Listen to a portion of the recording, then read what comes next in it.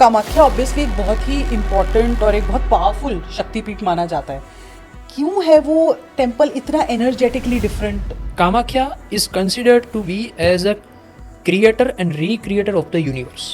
और क्योंकि वो सर्जन की देवी है, क्योंकि वो वहाँ पे दाता है, वहाँ पे वो देने वाली है, इसीलिए वहाँ पे की जाने वाली साधना, वहाँ पे की जाने वाले पुरुष चरण अनुष्ठान सिद्ध होते हैं। ना लोग जाते हैं वहाँ पे जब किसी की शादी होनी होती या हो नहीं होती या किसी को बच्चे नहीं हो रहे होते, क्या ये सही है? वहाँ पे देवी की योनि पीठ है and she is the goddess of recreation.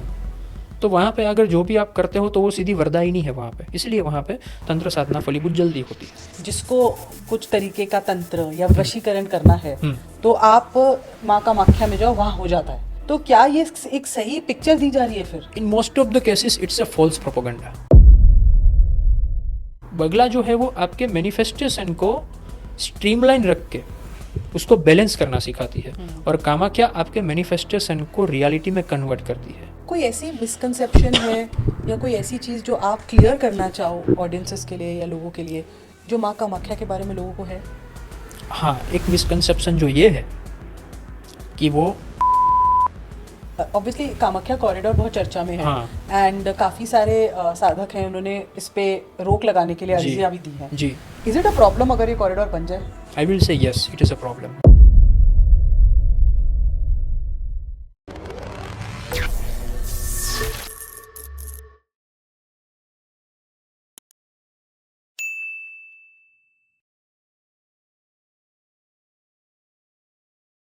माँ कामाख्या नाम सुनते ही एक एनर्जी आती है, रोंगटे खड़े होते हैं, उनकी कहानियाँ सामने आती हैं और एक बहुत विशाल मंदिर उनका दिखता है, पीठ दिखता है जो आसाम में है।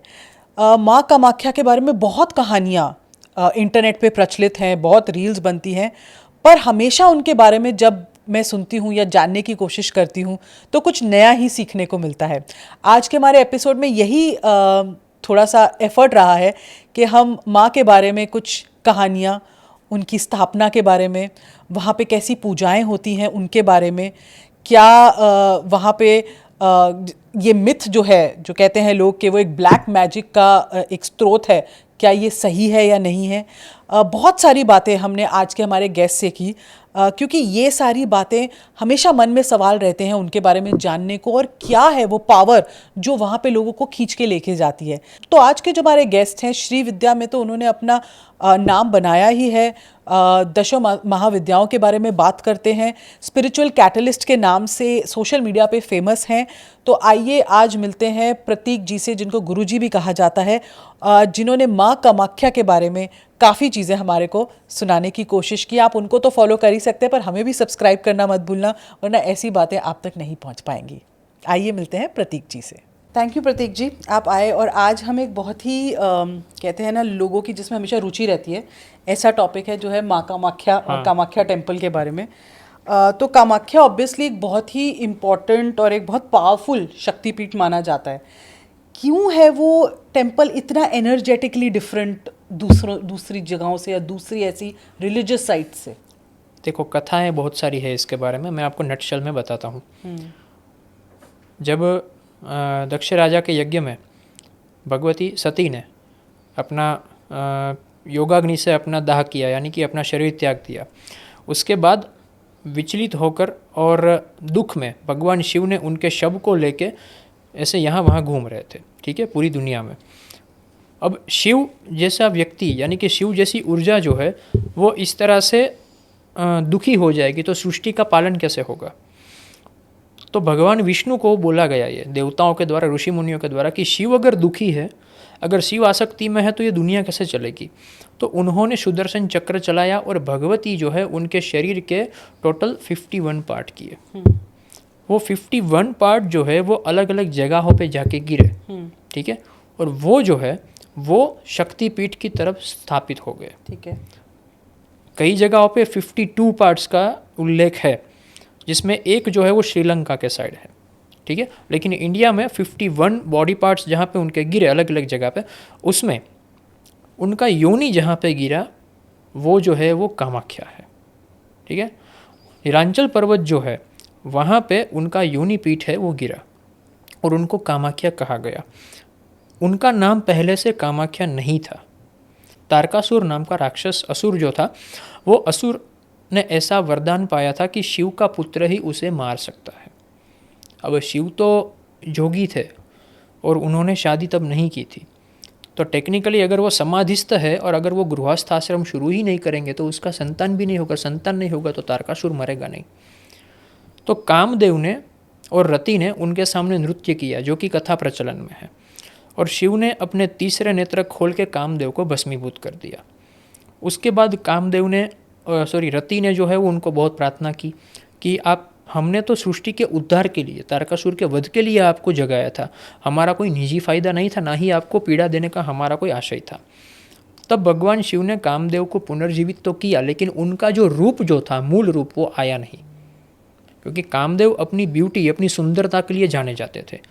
अगर उसमें वो ब्यूटी ही नहीं है, अगर उसमें वो सुंदरता ही नहीं है, तो फिर पृथ्वी पे काम कैसे चलेगा, सर्जन कैसे चलेगा। तब भगवान शिव ने उसे कहा कि आप नीलांचन पर्वत पे जाके देवी की जहाँ पे योनि पीठ है वहाँ पे आप स्थापना करिए, आप साधना करिए, ठीक है।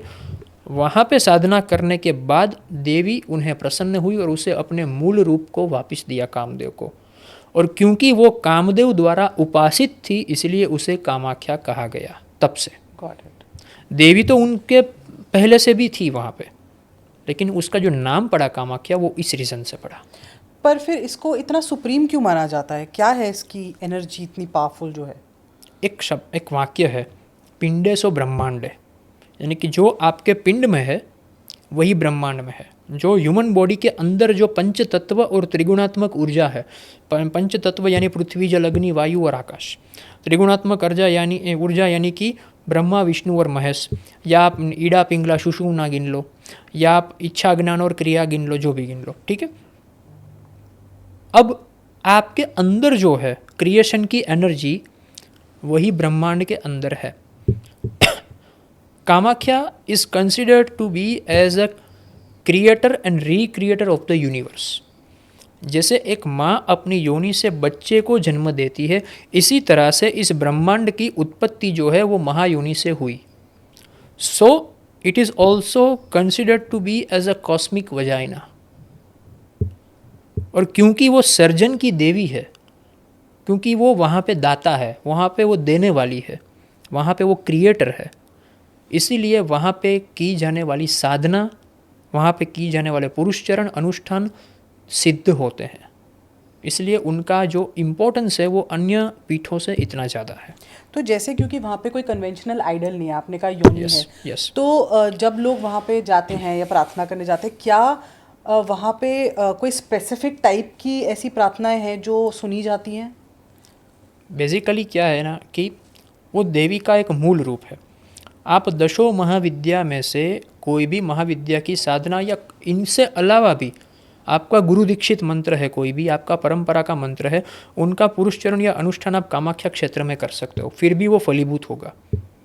पर अक्सर कहते हैं ना, लोग जाते हैं वहाँ पे जब किसी की शादी होनी होती, या किसी को बच्चे नहीं हो रहे होते, हाँ। या जो थोड़ी मटीरियलिस्टिक प्रॉब्लम्स होती है वो कम वहाँ पे लोग जाते हैं, रादर देन ये फैमिली इमोशनल प्रॉब्लम्स लेके जाते हैं। हाँ। क्या ये सही है? और क्या ये जो ऐसी प्रॉब्लम्स लेके आते हैं उनको ज़्यादा फलित होती है वहाँ पे? नहीं, टेक्निकली अगर कामाख्या जैसे क्षेत्र में आप जाते हो ना, तो मैं इतना तो कहूँगा कि आपका कोई पर्पस जो है वो थोड़ा बड़ा भी होना चाहिए और थोड़ा वो एक मीनिंगफुल होना चाहिए। मीनिंगफुल यानी इन द सेंस कि मटेरियलिस्टिक पर्पस से थोड़ा ऊपर होना चाहिए।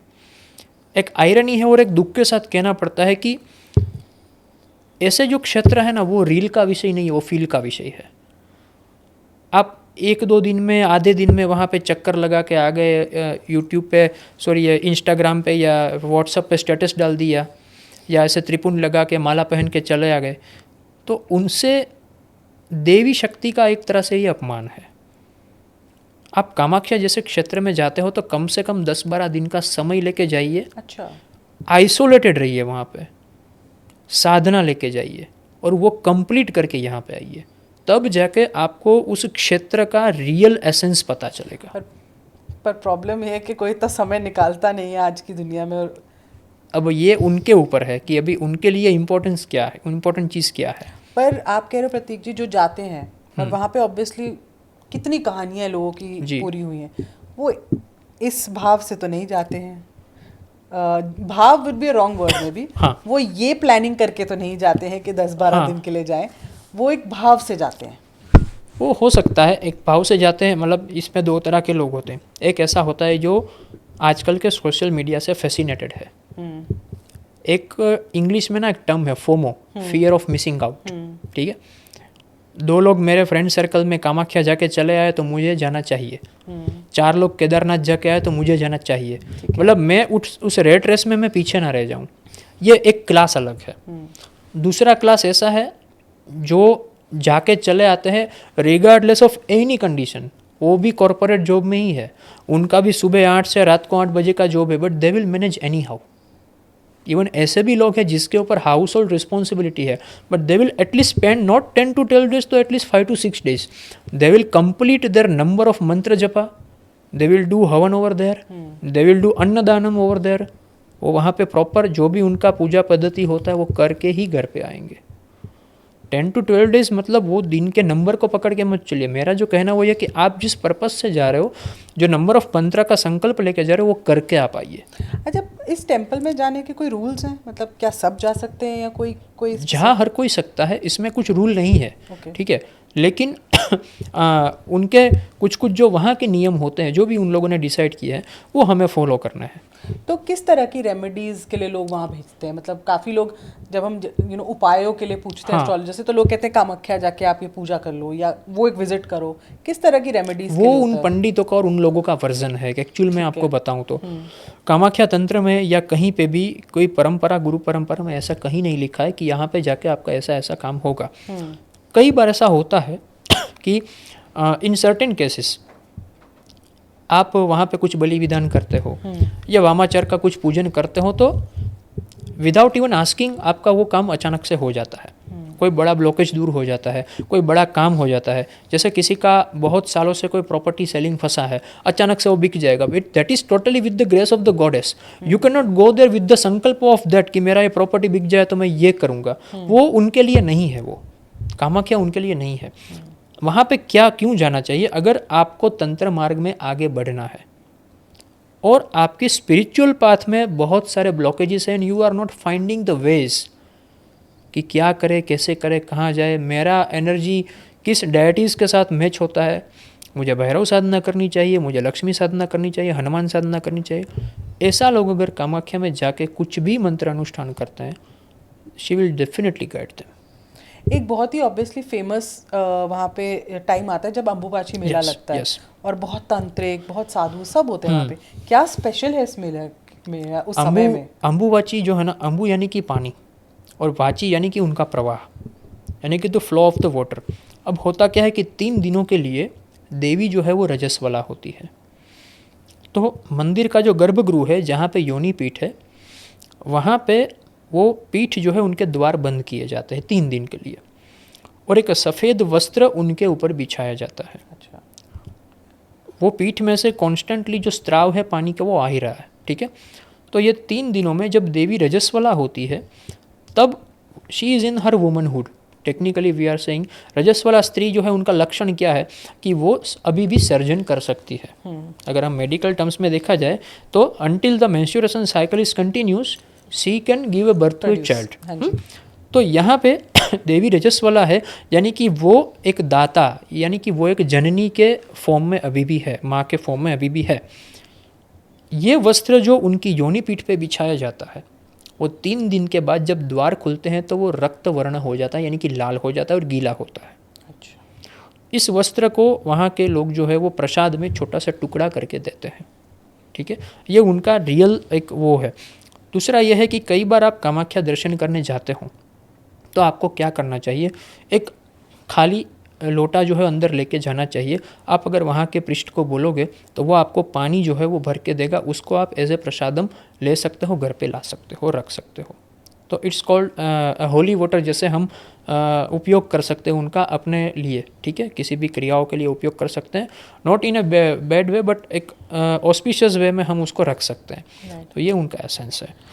अम्बुबाची के इन 3 दिनों में देवी अपने वरदा रूप में है, यानी कि शी इज़ नेट गिवर। ऐसे समय पे अगर कोई शुद्ध भाव से वहाँ पे जाके 3 दिन साधना करता है या अनुष्ठान करता है तो वो त्वरित फलदायी होता है, और ये उनका इम्पोर्टेंस है। इसलिए अभी आप जून महीने में देखोगे तो दुनिया भर से वहाँ पे तांत्रिक आएंगे और हर जगह पे वो एक लगा होगा। तो अगर किस तरह की पूजा होती है वहाँ पे, मतलब कोई ऐसे रूल्स हैं या कोई मिस्टेक्स हैं जो उनकी पूजा में नहीं होनी चाहिए? देखिए, नरकासुर करके एक असुर था। मैं थोड़ा आपको बैक स्टोरी में लेके जाता हूँ। वो बड़ी इंटरेस्टिंग आप स्टोरीज बताते हो। नरकासुर जो था वो असुर था और वो माँ कामाख्या का उपासक था। ओके। उन्होंने रावण जैसी गलती की। उन्होंने देवी से शादी करना चाहा। अब भगवती ऊर्जा है, वो किसी की पत्नी नहीं बन सकती। वो अपनी मर्जी से ज्ञान को वर्ती है, यानी कि ज्ञान को वो समर्पित होती है, इसलिए शक्ति शिव को समर्पित हुई है। लेकिन उन इस तरह से आप उसको पत्नी के तौर पे नहीं देख सकते। तो नरकासुर ने कहा कि मुझे आप पत्नी के रूप में चाहिए। देवी ने कहा कि ये नीलांचल पर्वत जो है उनके बेज से लेके ऊपर तक एक रात में अगर तुम सीढ़ियाँ बना देते हो चढ़ने की, तो सुबह जब मुर्गा जो है वो बांग पुकारता है, ठीक है, मुर्गा पहले जब बोलता है अर्ली मॉर्निंग, तब उसके बोलने से पहले अगर तुम ये सीढ़ियाँ बना देते हो तो मैं तुमसे शादी करूँगी, मैं तुम्हारी अर्धांगिनी बन के रहूँगी। अब नरकासुर भी सक्षम साधक था, ऐसा वैसा नहीं था। तो उन्होंने क्या किया कि अपने सब सेनाओं को काम पे लगा दिया और सुबह होने से पहले सीढ़ी का निर्माण ऑलमोस्ट होने को आया था। तब देवी ने अपनी लीला रची और उन्होंने मुर्गी को ये प्रेरणा दी और उन्होंने सूर्योदय होने से पहले पुकारा अपनी आवाज़ में, और नरकासुर को लगा कि सुबह हो गई और मैं हार गया। तो वो सब सेना सब छोड़ के उस चली आई। लौटते लौटते उसे पता चला कि अभी सूर्योदय तो हुआ नहीं है, देवी ने लीला रची थी। तब उन्होंने उस क्षेत्र को शापित कर दिया कि यहाँ से अब योनि पीठ जो है वो यहाँ पे कोई साधना नहीं कर पाएगा मेरे अलावा, यहाँ पे कोई साधना नहीं कर पाएगा, और योनि पीठ यहाँ से मतलब अभी वो पूज्य नहीं रहेगी, इस तरह से। अब वशिष्ठ मुनि जो थे वो वशिष्ठ मुनि को बताया गया कि इस तरह से नरकासुर जो है उन्होंने इसको किलित कर दिया है क्षेत्र को। तब वशिष्ठ मुनि ने नरकासुर को कहा कि इस तरह से तुम देवी की ऊर्जा को बांध नहीं सकते, जो जनसामान्य के कल्याण के लिए बनी है वो तुम्हारा पोजेशन का विषय नहीं बन सकती। और तब वशिष्ठ मुनि ने जो है वो उस क्षेत्र को फिर से उजागर किया। कथा तो बहुत लंबी है, लेकिन उस क्षेत्र को फिर से उजागर किया और वो योनिपीठ जो वहाँ से गायब हो गई थी उसको पुनः स्थापित किया। और वशिष्ठ मुनि ने कहा कि आज से इस क्षेत्र में देवी सिर्फ और सिर्फ वामाचार की पूजा से ही प्रसन्न होगी। वो वशिष्ठ मुनि का कथन था, और तब से वहाँ पे कामाख्या में बलि प्रथा और वामाचार की पूजा की जाती है। तब से वहाँ पे फिश जो है या फिर वो जो मांस है, मदिरा है, मत्स्य है, उसका जो भोग धराया जाता है, तो वो वामाचार की देवी है। जब आपने पूछा कि क्या क्या गलती नहीं करनी चाहिए, तो सबसे पहली बात तो ये है कि जब तक आप तंत्र को पूरी तरह से जानते नहीं हो, जब तक आपने तंत्र का बोध कहीं से लिया नहीं है, तब तक किसी भी क्षेत्र में जाके उस देवी देवता के आचार अभिचार की निंदा नहीं करनी है। सो कॉल्ड क्लीन लोग जो आते हैं वो लोग आजकल ये कहते हैं कि बलि प्रथा वहाँ पे गलत है, नहीं होनी चाहिए, पशुओं की बलि। आपने महाकाल संहिता पढ़ा नहीं है, आपने तंत्रराज तंत्रम पढ़ा नहीं है। इवन दुर्गा सप्तशती में भी वामाचार की विधि है। दुर्गा सप्तशती तो हर कोई घर में होती है ना, उसमें भी 2 पार्ट है, दक्षिणाचार और वामाचार। Until and unless you don't know the entire thing, अगर मैं ये साइड में बैठा हूँ, मैं सामने वाली साइड को रॉन्ग बोलता हूँ, या फिर मैं वहाँ पे बैठा हूँ ये साइड को रॉन्ग बोलता हूँ, मैं दोनों साइड से गलत हूँ। We have to look the things from the third dimension. मैं शाकाहारी हूँ, मैं अंडा भी नहीं खाता हूँ, ठीक है, लेकिन मैं ये नहीं कह सकता कि कामाख्या में जो बलि हो रही है वो गलत हो रही है। वो अगर मुझे सूट नहीं होता है वो पद्धति, तो मैं वहाँ पे नहीं जाऊँगा। I will avoid going that. अच्छा, आपने कुछ पर्सनली कोई मिरेकल जैसे विटनेस किए हैं कामाख्या में जो आप रैशनली नहीं बता सकते क्यों हुए या कैसे हुए? So I was in the early age of my life, I was searching for the guru. ठीक है। और मुझे ऐसा था कि मुझे फिजिकली कोई गुरु मिलना चाहिए, ऐसी बनी बनाई बातें नहीं, ठीक है। मेडिटेशन में बैठूं और फिर शिव मुझे गाइड कर रहे हैं, भैरव मुझे गाइड कर रहे हैं, हाइपोथेटिकल मुझे नहीं चाहिए, मुझे रियल में मुझे सदगुरु चाहिए था। And I use the word सदगुरु ओवर देयर, कि मुझे तत्वदर्शी गुरु चाहिए। एंड मैंने वहाँ पे जाके सिर्फ गुरुदत्त के नाम का स्मरण किया। And in few months I can say, और a year, within a year I met a person who was a genuine guru, और उन्होंने बाकी आगे का पूरा क्रम जो मेरी लाइफ में मुझे सिखाया फॉर नेक्स्ट 12-15 ईयर्स। तो वो जो है वो ऊर्जा क्षेत्र का प्रभाव है। कोई आपके किसी जैसे किसी ने आपको कभी अप्रोच किया हो, या जैसे लोग आपकी हेल्प लेने आते हैं जी। उनके साथ कोई ऐसा मिराक्युलस इंसिडेंट हुआ जो आपको जब उन्होंने सुनाया या आपको उसके बारे में पता चला तो आपने भी उसकी अद्भुतता की एक बार आप भी चौंकाने रह गए? हाँ, मोस्ट ऑफली क्या होता है ना, वैसे ऐसा है कि अनुभूति की चर्चा कभी ऑन कैमरा नहीं की जाती है, तो मैं ये चीज़ यहाँ पे पूरी डिस्कस तो नहीं करूँगा। लेकिन ऐसा होता है कि कुछ सर्टेन साधना करने के बाद या कुछ दिनों में, खास दिनों में कुछ साधना करने के बाद उनको स्वप्न में अनुभूतियाँ होती है, और वह स्वप्न की अनुभूतियाँ सही है या उसके सबकॉन्शियस माइंड का रिफ्लेक्शन है, वो पता तब चलता है जब उन्होंने उस देवता के बारे में कभी सुना भी नहीं है, पढ़ा भी नहीं है, और वो देवता का रूप उसे दिखाई देता है। और तब वो कहते हैं कि आज ऐसा सपना आया मुझे, और उन्होंने कहा कि now your path will be this. तब हमें ऑथेंटिकेशन मिलता है कि भाई ये जेन्युइन है, क्योंकि उसको ये बात ही पता नहीं है। अब ऐसा कोई रैंडम पर्सन है जिसको धूमावती के बारे में, छिन्नमस्तिका के बारे में पता ही नहीं है। किसी को, कोई व्यक्ति ऐसा है जिसको श्री यंत्र के बारे में या श्री विद्या के बारे में पता ही नहीं है। और ऐसे लोगों को ऐसा सपना आना या कोई मंत्र उसके कान में स्फुरित होना, क्योंकि मंत्र क्या है, शब्द ब्रह्म है, यूनिवर्स में वो मंत्र है ही, अब वो उसके कान में स्फुरित होता है, और जब वो हमें बात करते हैं तो पता चलता है कि ये there was a indication from the higher dimension. जैसे मैंने बहुत कहानियाँ सुनी है कि ऐसी ऐसी बीमारियाँ वहाँ ठीक हुई हैं जिनका कोई क्योर ही नहीं था, डॉक्टर ने जवाब दे दिया था। ऐसे ऐसे रिलेशनशिप्स मेंड हुए हैं जो बिल्कुल ही अलग हो चुके थे। तो वहाँ पे ऐसी क्या ऊर्जा है या एनर्जी है या एक पूजा करने का एक विधि है जो शायद दूसरे शक्तिपीठों से बिल्कुल अलग है? ऐसा क्या है वहाँ पे?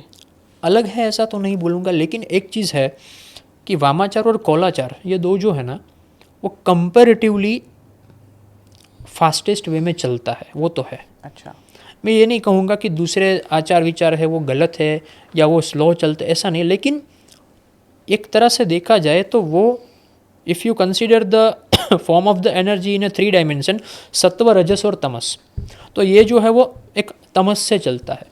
यानी कि उसको चलाने वाला भी एकदम कॉन्शियस होना चाहिए और वो डेलिकेट वे में हैंडल करना पड़ता है। और दूसरा ये है कि ये फास्टेस्ट वे में रिजल्ट देता है, तो उनके साथ चलने की आपकी कैपेसिटी भी होनी चाहिए। ऐसा ये है कि क्योंकि ये वामाचार उपासिता है, ठीक है, इसका एक नाम है वाम मार्ग उपासिता, वाम मार्ग उपासिता, और वह त्वरित फलदायक। आप तंत्र में भी देखोगे तो भगवान शिव ने कहा है कि पंचमकार से जो साधना की जाती है वो त्वरित फलदायी होती है।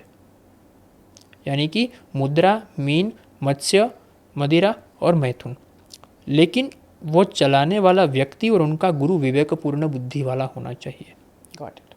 तो अभी जैसे ना आपने बात की कि वहाँ पे क्यों बलि चढ़ाई जाती है, ये आपने एक स्टोरी बताई, प्रोसेस बताया, पर कहते हैं कि वहाँ पे शायद कुछ सबसे खतरनाक वशीकरण भी होते हैं। Is it true? It is true in a sense कि कुछ कुछ लोग जो है वो षटकर्म की सिद्धि के लिए या काम्य प्रयोग के लिए वहाँ पे जाते हैं, और तंत्र में उसका एक अलग ही खंड है पूरा, ठीक है, जिसमें हम खंड बोलते हैं इसको, यानी कि chapters, in English we can say chapters. इसमें षटकर्म के अंतर्गत वशीकरण का चैप्टर है, उनके मंत्र है, ठीक है, मारण का चैप्टर है, उनके मंत्र है, उनके अलग अलग विधान है। अब कुछ लोग ऐसे होते हैं जो उस पर्टिकुलर मंत्र की साधना करके उसको सिद्ध करते हैं, और उसके माध्यम से वो लोग वो कार्य करते हैं। तो देवी तो वहाँ वरदायिनी है, आप उसको जिस रूप में मांगोगे उस रूप में वो आपको वरदान देगी। अगर आप षटकर्म सिद्ध करना चाहते हो तो वो भी वहाँ पे होता है। फिर वो आपके ऊपर डिपेंड है कि उसका उपयोग आप किस तरह से करते हो। अगर वशीकरण का उपयोग करके मैं कुछ गलत कर रहा हूँ तो again it will create a कार्मिक बॉन्ड विथ दैट पर्सन और दैट सिचुएशन, और वो फायर बैक होगा मेरे ऊपर, बट वो होता है। पर वो होता है, होता है। पर क्या ये सही है?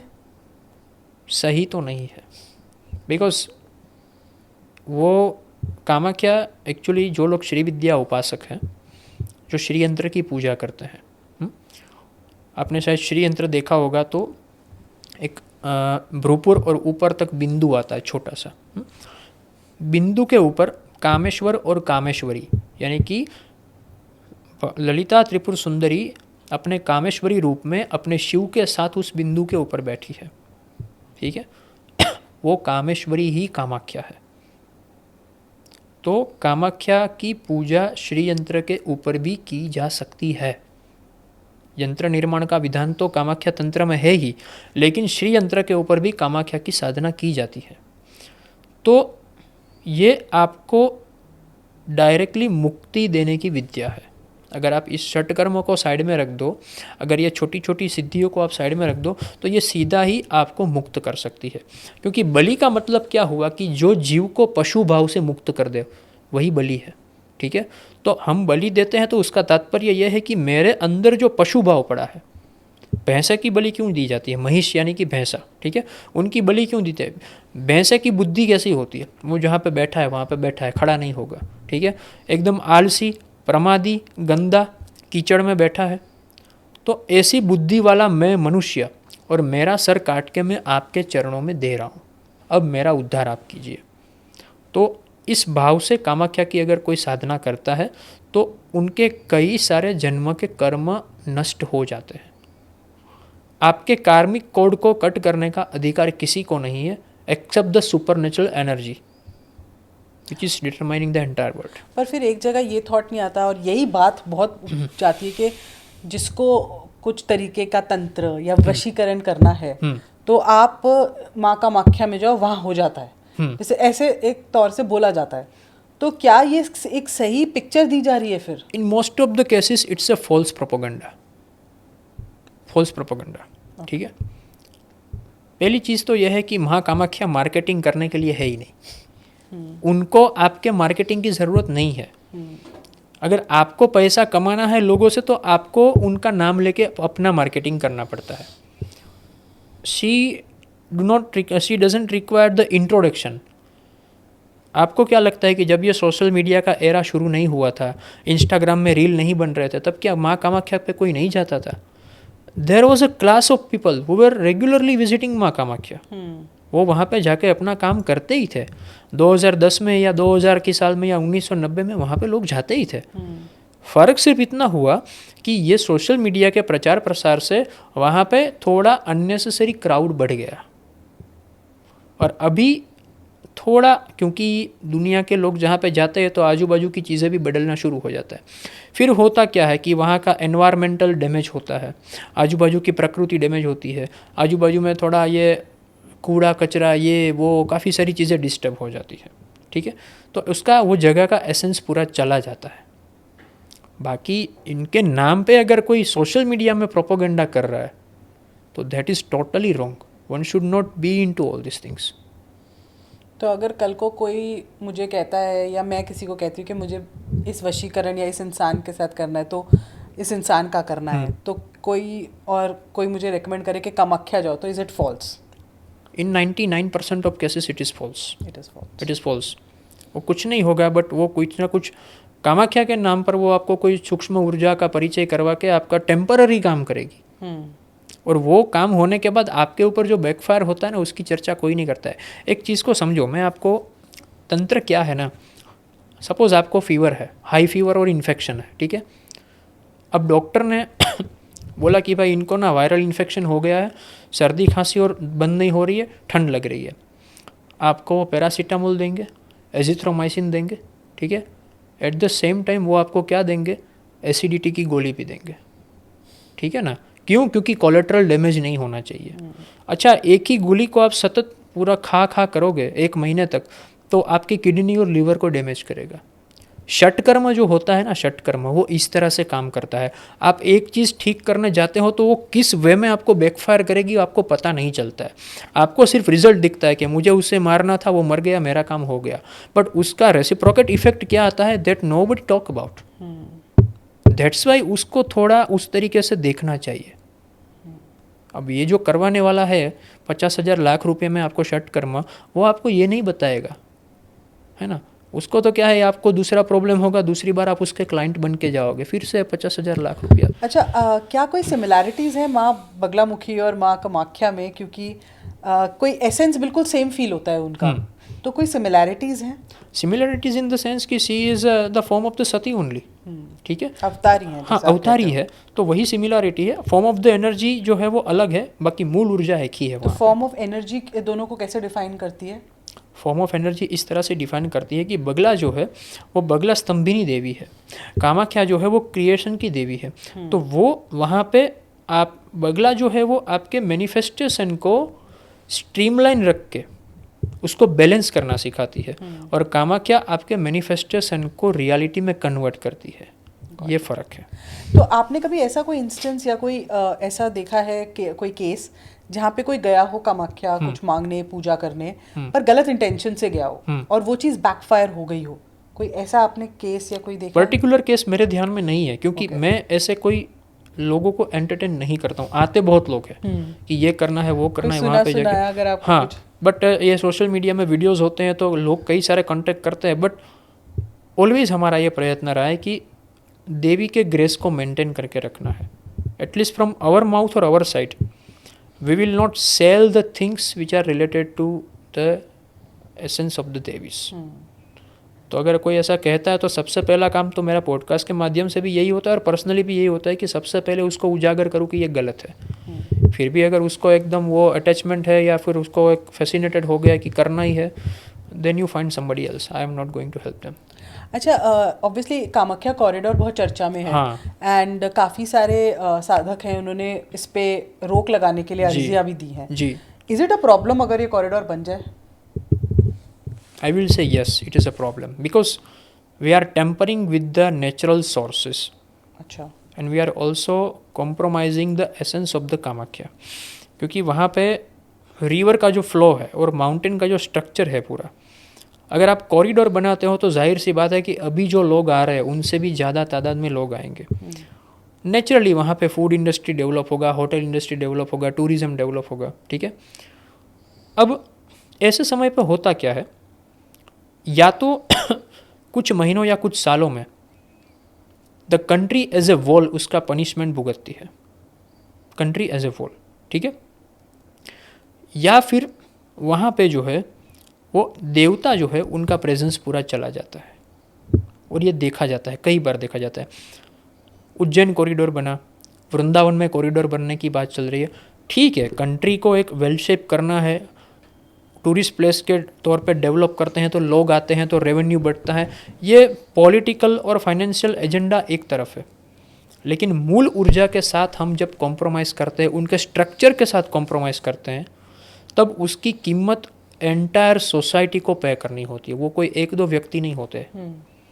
तो ये मैं बोलूँगा 100% कि there are some other ways to develop that place rather than making a corridor and tampering with the essence of the Kamakhya और नीलांचल पर्वत। तो जब आपने जैसे एग्जांपल दिया कि उज्जैन में कॉरिडोर बना, तो क्या वहाँ पे उसकी कोई एसेंस टेम्पर हुई है? That we cannot realize in a day or two actually. अच्छा, That we cannot realize in a day सुनी or सुनाई two. कोई कुछ बातें ऐसी कुछ बात इस तरह से अभी देखिए, वहाँ पे उज्जैन में कॉरिडोर बना या वृंदावन में बनेगा या यहाँ पे बनेगा, in a 1 month or 2 months you cannot realize all these things. But we have to repay the things in the generations. वो हमें लेटर ऑन पता चलता है। जैसे कामाख्या में कुछ बिहार राजा करके था, नर नारायण राजा करके था, ठीक है, और वहाँ पे एक पृष्ठ था, I forget the name of that पृष्ठ।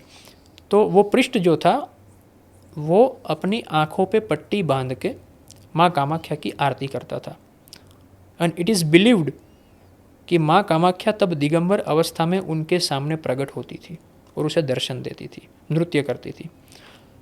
अब वो जो राजा था नर नारायण करके, उन्होंने उस पृष्ठ को, क्योंकि उनके साथ घनिष्ठ संबंध था, अब हुआ ऐसा कि एक औरत जो थी, उनकी एक बेटी जो थी वो मर गई, और वो औरत अपनी बेटी को लेके, उसके शव को लेके वो पृष्ठ के पास आई। ये रियल स्टोरी है।